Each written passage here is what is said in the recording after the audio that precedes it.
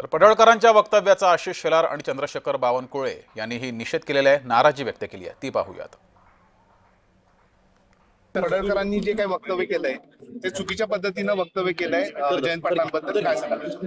मी मगाशी म्हणालो की संयम हा महाराष्ट्राच्या राजकारणाचा पाया आहे आणि त्यामुळे संयमाविना राजकारण म्हणजे अराजकता आहे. त्यामुळे संयम हा आम्हाला अपेक्षित आहे. भाजपची दिसते.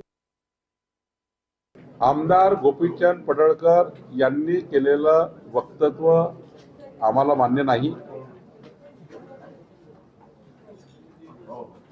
आमचे जे संस्कार संस्कृती आहे ती कुण्या व्यक्तीच्या आईवडिलाबद्दल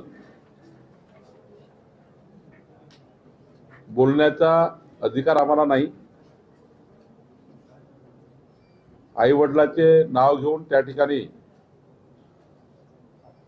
एखाद्या व्यक्तिमत्वावर टीका करणे किंवा आईवडिलाचा उल्लेख हा सार्वजनिक करणे हे काही योग्य नाही. आणि गोपीचंद पडळकरजी यांच्याशी मी चर्चा करणार आहे.